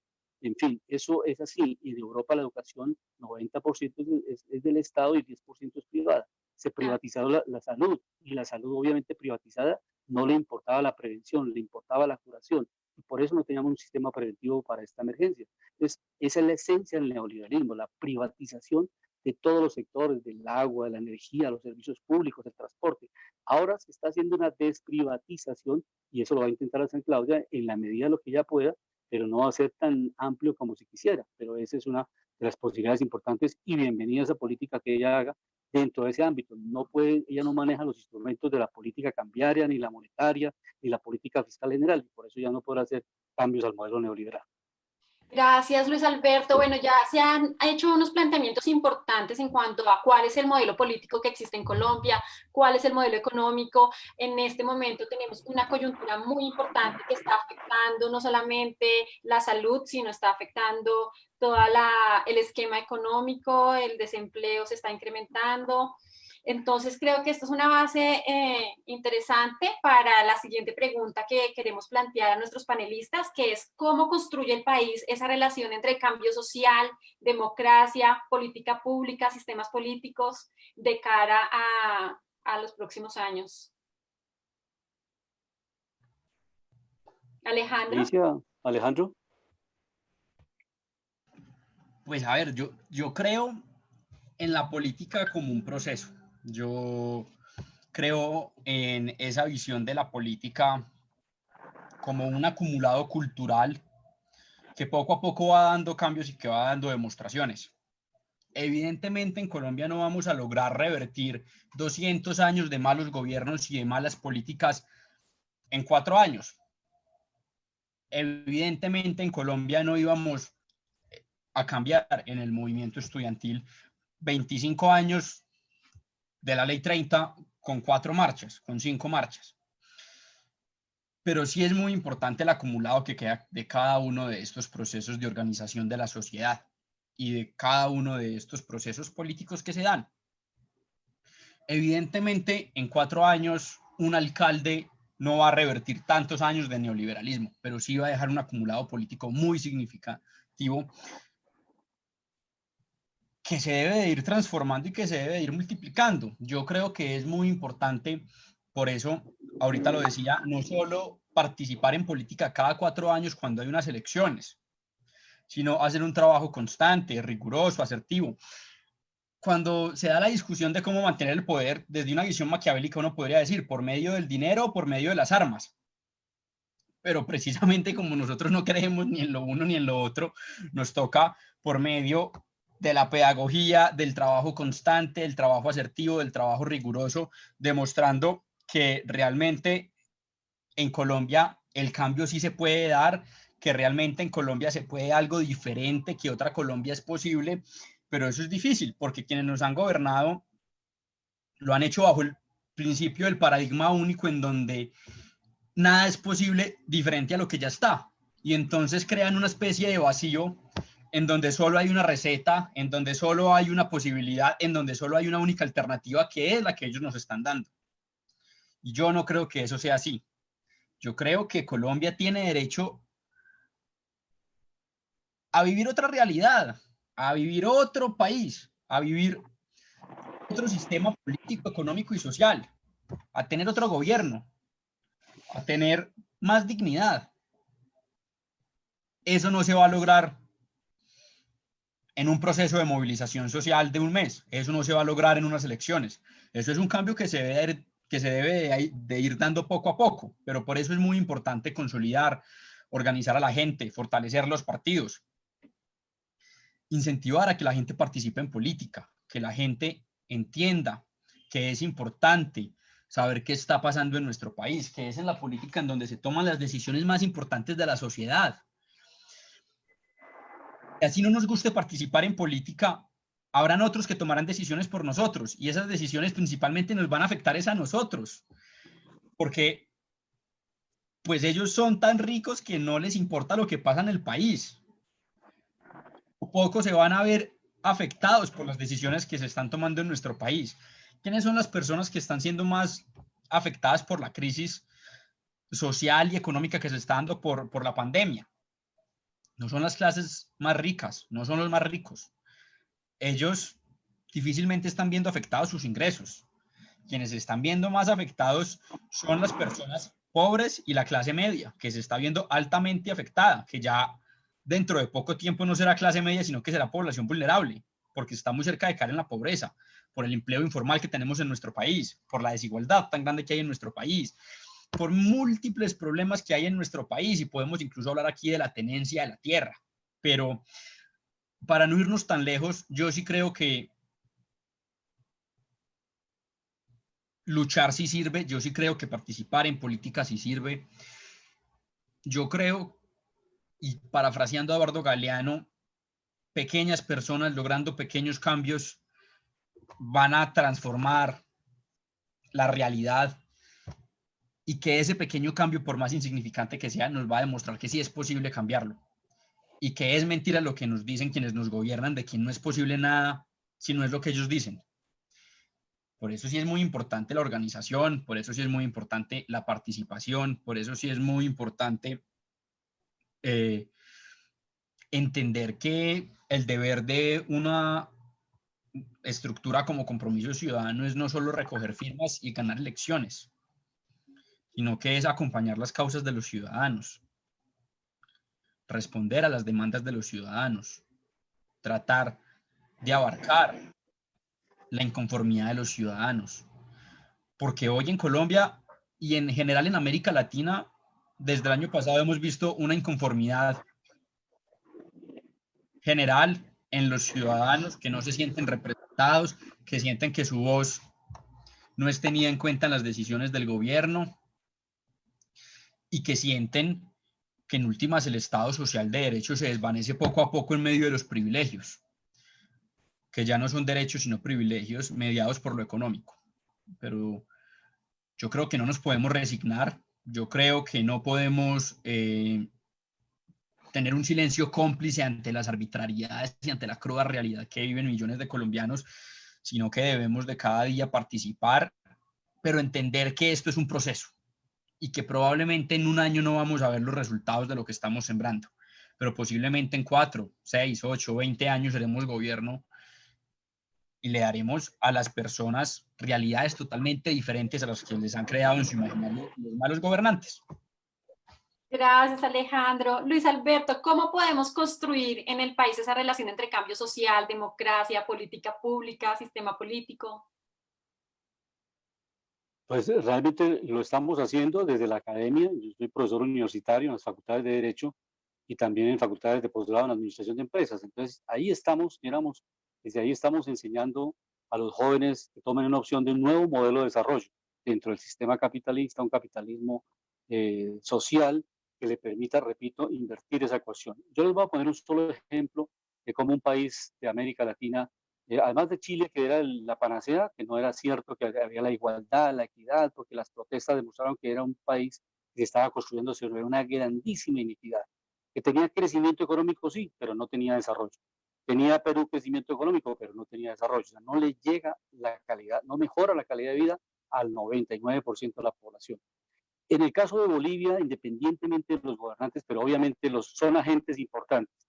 Allí tenían con las multinacionales unos convenios. El 82% de las regalías, de las utilidades de las empresas multinacionales de explotación de gas y de carbón y de todos los minerales de Bolivia, recibían el 82% las multinacionales y el 18% Bolivia. Y siempre estaban ahí las aves negras, ahí los cisnes, todos detrás de Bolivia diciéndole, le prestamos más, el Fondo Monetario, le prestamos más. Y Bolivia estaba súper endeudada, no tenía recursos para educación, para salud, y llegó un gobierno con un criterio nacional, que obviamente se cometen los errores de la política por no diseñar gobiernos progresistas a 30 años. La extrema derecha sí tiene un proyecto a 30 años para mantenerse en el poder, con Álvaro Uribe, con Duque, con cualquiera de ellos, está preparando para seguir en el poder 30 años. Y la izquierda o los sectores progresistas del país andan atomizados y no encuentran convergencia para tener un proyecto político, no solamente de 4 años, por el egoísmo de uno u otro personaje que sea 4 años presidente y se acaba. Aquí han habido movimientos de alcaldes de Bogotá que fueron alcaldes y no tuvieron ningún movimiento constructivo a largo plazo y simplemente hicieron parafernalias, mimos, cosas de pasarela, pero nada de fondo estructural para generar un partido de largo plazo. Ese es un gran reto. Les decía lo de Bolivia es porque allí invirtieron los factores. Este presidente, que es Evo Morales, que ya le digo, cometió el error de no estructurar unos relevos democráticos para que no se perpetuaran el poder, pero desde el punto de vista económico cambió la estructura. Les dijo a las multinacionales, ustedes les reconozco, si quieren seguir acá, les doy el 18% para ustedes y el 82% para Bolivia. Y eso con un sentido nacionalista, de dignidad nacional, como lo dice Alejandro, le cambió la ecuación al país, porque con eso educó a su gente, mejoró la red hospitalaria, mejoró la infraestructura vial del país, y hoy Bolivia no le debe un solo peso al Fondo Monetario Internacional ni a la banca internacional, y ha tenido superávit y ha sembrado esa bonanza cuando se dio los precios importantes de las materias primas. Entonces, esa es una lección para que América Latina empecemos a diseñar esa unidad latinoamericana. Si la Unión Europea lo logró, nosotros hemos sido muy ajenos a eso. Somos apenas el grupo andino, el grupo centroamericano, pero no hemos sido capaces porque justamente los imperios de uno u otro lado no dejan que el continente se organice con 2 elementos fundamentales: materias primas, biodiversidad y esa lengua común, ese idioma común que nos identifica. Y dejar de esas rencillas, esos pequeños problemas mezquinos que no nos integran y no nos unen para desarrollar proyectos binacionales, trinacionales de América Latina y salir de la crisis. Y en esta pandemia la recomendación es reformulemos la política monetaria, hagamos, ya lo han dicho varios economistas, tenemos que hacer una emisión primaria por lo menos de 30 billones. Ahí está la diferencia. ¿Quién va a manejar eso? ¿Lo van a manejar los mismos neoliberales para que sigan haciendo privatizaciones? O sea, le inyectemos recursos al sector privado cuando están en quiebra y cuando están en utilidades, entonces nos sacan de accionistas del Estado y nos mandan, obviamente, con esos recursos ya, pues obviamente mínimos. Eso hay que manejarlo muy bien. Entonces, ahí hay unas fórmulas importantes para sacar al país de la crisis, pero se requiere un cambio de mentalidad y una acción de medidas económicas de urgencia. Ni siquiera son medidas económicas de sencillas, son medidas de fondo. Ya digo, hay que romper las recetas y la ortodoxia. Eso ya no está apegado a un libro que aquí en la página 25 del libro que estudiamos de Milton Friedman de la Escuela de Chicago, que eso no lo permite, que no se permite la emisión monetaria. Eso es mentira.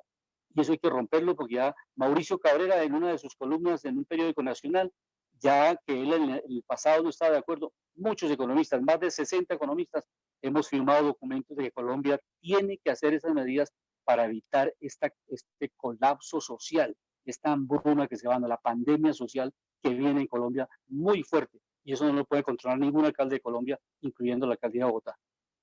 Gracias, Luis Alberto. Bueno, ya vamos cerrando y con todo este marco conceptual que ya nos han traído nuestros panelistas sobre modelo económico, modelo político, políticas públicas, centralismo, presidencialismo, parlamentarismo, quisiera que regresáramos a la pregunta inicial: ¿cómo resolver el abstencionismo y la apatía política? Alejandro.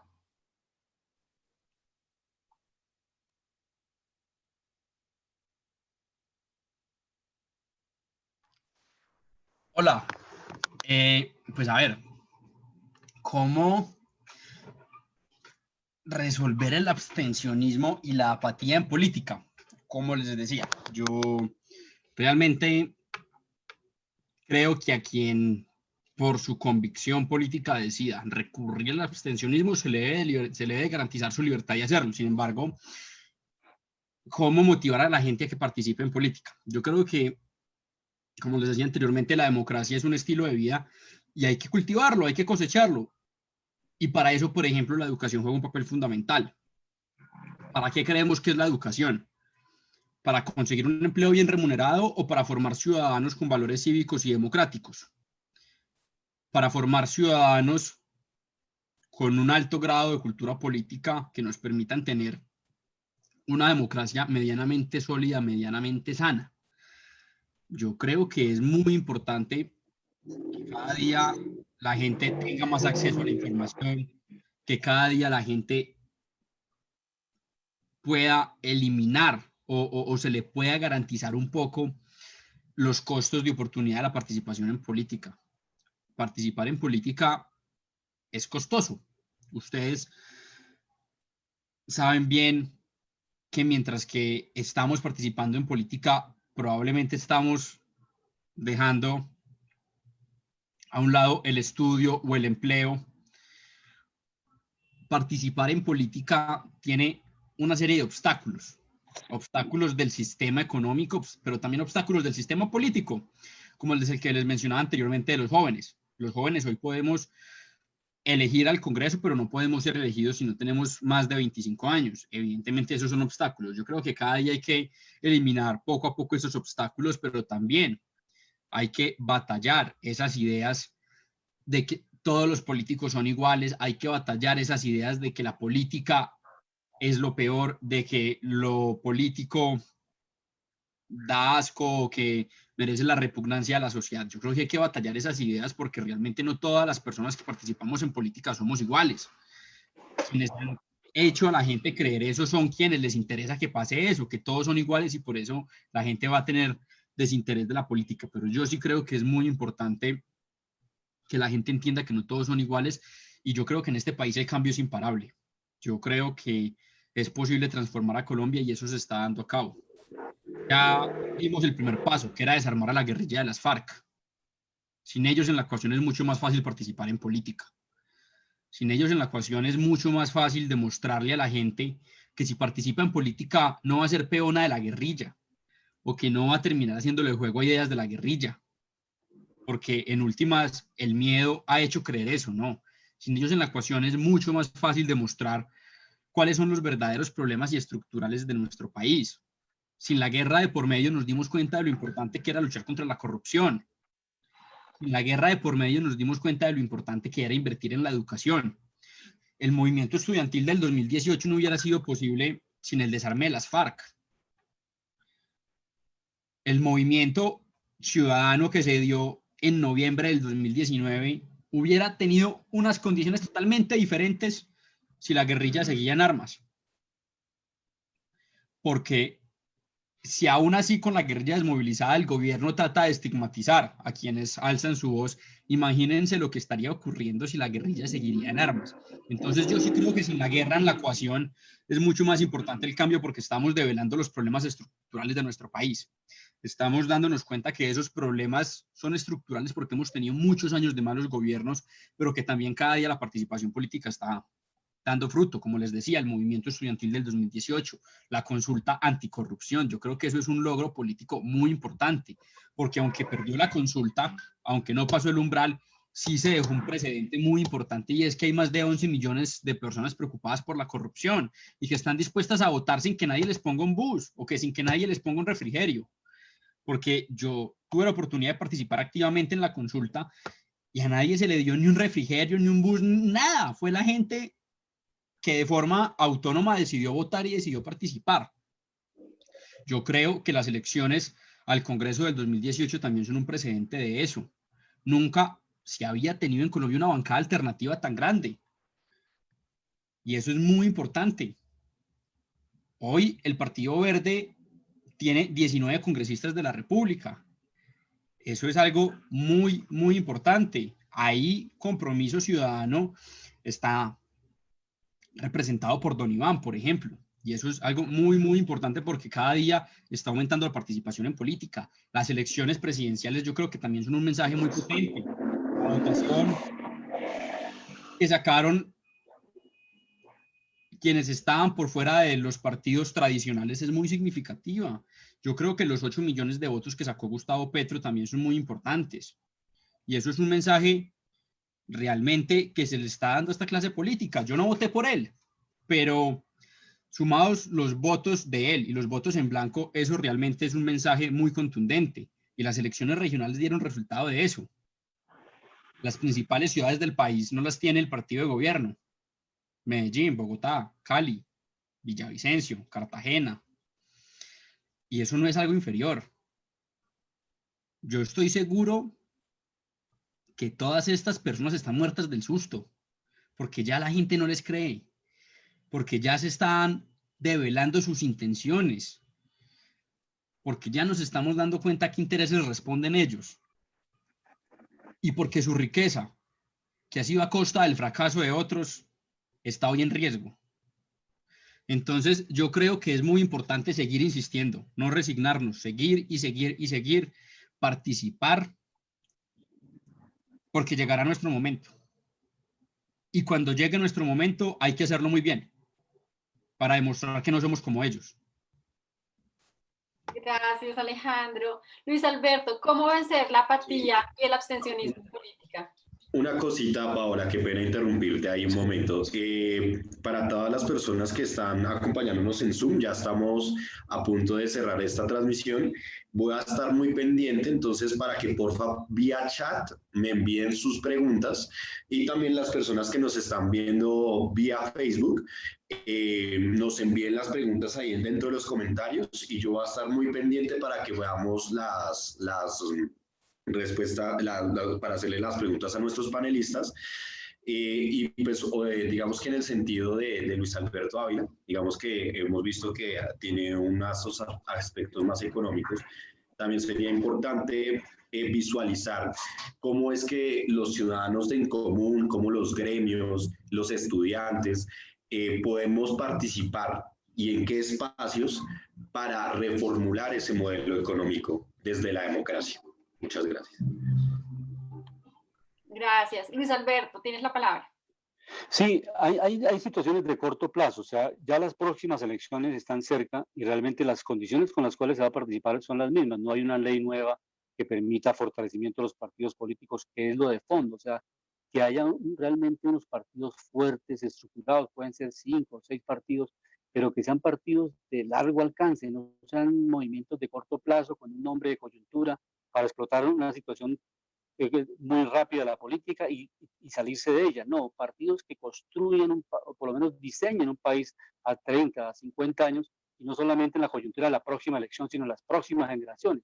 Pero en el corto plazo los cambios son muy fuertes. La pandemia nos va a llevar a que no van a ser elecciones tradicionales. Ustedes imaginarán que este virus o llegó para quedarse, o no hay vacuna, o si hay vacuna, en cuánto tiempo, y si no la hay, no van a haber concentraciones grandes políticas. Obviamente son las redes sociales, pero las redes también cómo animan a la gente. No se avanza muy rápido en el voto electrónico o el voto por correo, para que la gente pueda no desplazarse de sus viviendas, sino pueda ese voto llegar a las urnas más rápidamente y tener mecanismos simultáneamente y auditorías muy fuertes en sistemas, en todos los canales de logística, para que no haya ninguna alteración de la votación y pues obviamente los resultados finales. Entonces, esto puede ayudar muchísimo. Un elemento también que es micro, pero que es importante, es, por ejemplo, la facilidad del transporte. Ese día de elecciones debe ser el transporte gratuito, y si quiere controlarse aún más, entregarle 2 pasajes a la gente para que vaya y vuelva a las elecciones. Hay mucha gente que quiere participar, pero una gente, por Dios, con salario mínimo, con 5 personas en su casa y que nadie más trabaje, o si trabajan 2, eso no alcanza para darse el lujo de que la gente, ese pequeño burgués que dice yo quiero participar y la democracia es para quien quiera y no quiera. No, es que hay condiciones objetivas que no lo permiten. Hay gente que no tiene, si ese día sale a votar, no tiene para el día siguiente ir a trabajar o mandar a su hijo a la escuela porque no hay para más transporte. Entonces, ese día de elecciones el transporte debe ser gratuito, y el Estado debe formular un diseño también para que reciba un pequeño refrigerio a las personas más humildes. Eso no es un delito. Ese delito si lo hace el privado, que es para llevarlo en un camión como ovejas a la fuerza y marcados, y que ya van a votar por X o Y candidato de su predilección, y que pues obviamente es un narcotraficante que financió esa campaña. Pero si es el Estado que transparentemente quita ese telón de hipocresía y le invierte a la democracia, y esa democracia se da en eso, que ese día el elector tenga esa movilidad gratuita por toda la ciudad para que se motive a las elecciones. Y obviamente también ya hay estímulos que se dan pues, en estudio, en trabajo, para que la gente que participe. Y estamos de acuerdo, no es que se obligue a todo el mundo. En otros países han hecho la opción de que sea obligatorio el voto, pero eso no genera la convicción. Lo importante es que la gente tenga las condiciones, los mecanismos, las herramientas en el corto plazo, pero en el mediano plazo sí considero, y muchos consideran, que hay que hacer una reforma política en Colombia que modernice el sistema electoral, que reconstruya todo el Consejo Electoral, que es un consejo completamente politizado, y se convierta realmente en una corte electoral, una cosa que sea seria para el país, y no que allí lleguen las cuotas de los partidos políticos a determinar y obviamente hacerle favores a los senadores, a los políticos de su partido. Entonces, esos elementos son claves para una reforma política. Muchas gracias. Gabriel, ¿tienes una pregunta para plantear? Estoy escribiendo acá precisamente en el chat de Zoom, no me ha llegado ninguna pregunta. Vi los comentarios de Facebook, voy a replantear un poquito la pregunta porque se me hizo un poco agresiva, y es que preguntar cómo los estudiantes podrían reformular modelos de la educación sin la necesidad de hacer un proselitismo político. Creo que esta pregunta va más para Alejandro Palacios. Sí.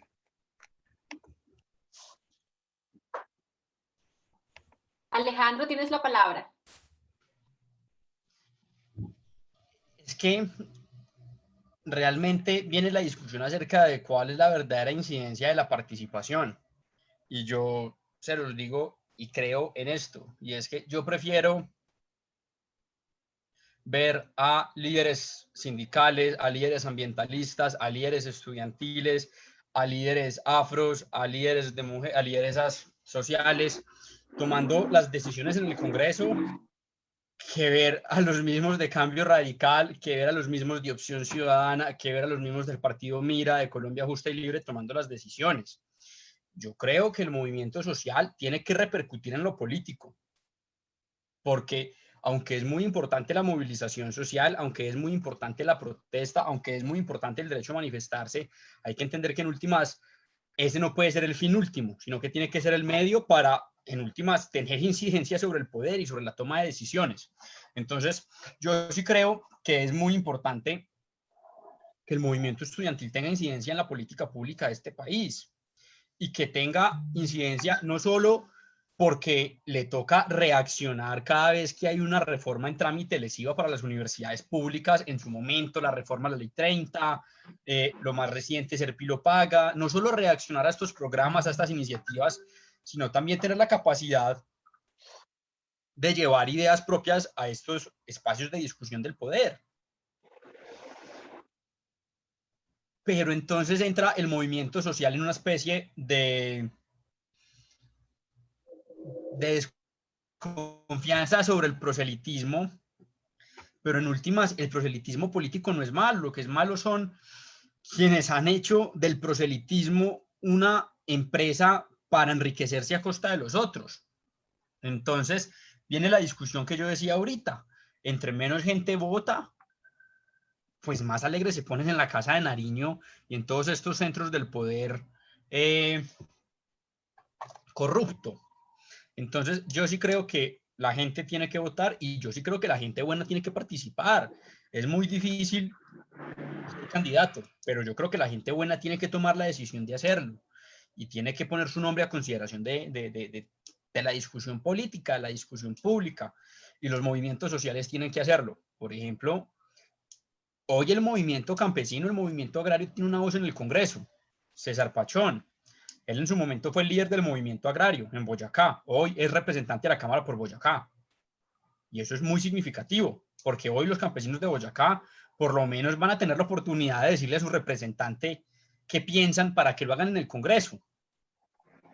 Pero si rompemos de facto esas vías, realmente el poder va a seguir concentrado en manos de los mismos. Entonces yo sí creo que es muy importante que los movimientos sociales repercutan en lo político, que participen en las elecciones y que ganen. Muchas gracias, Alejandro. Tiene la palabra Gabriel Galindo. Listo, sí. Bueno, pues muchas gracias a nuestros queridos panelistas, a todas las personas que nos estuvieron escuchando, tanto por la llamada de Zoom como por la transmisión de Facebook.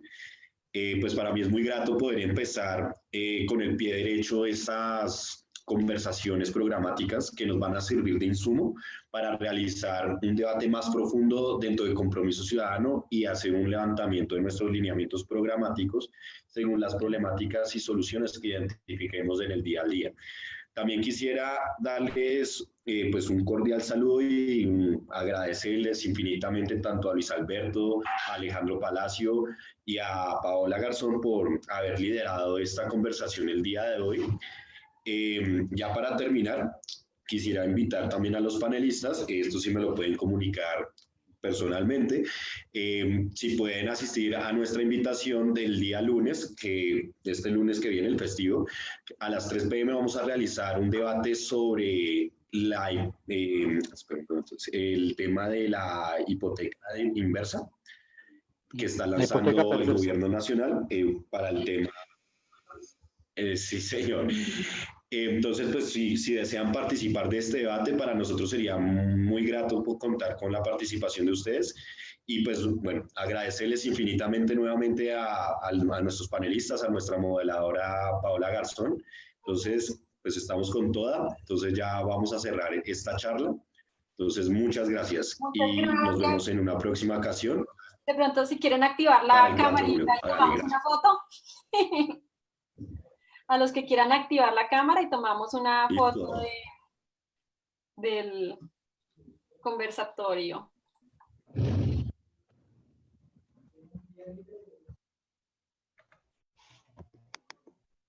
Listo, a las 3 yo aquí voy a tomar el pantallazo, ¿vale? 1, 2, 3, se puede. Bueno, gracias infinitas y nos vemos en una próxima ocasión. Muy amables, buenas tardes. Gracias a todos, una feliz noche, feliz fin de semana. Gracias por existir. Chao. Chao. Chao, un abrazo.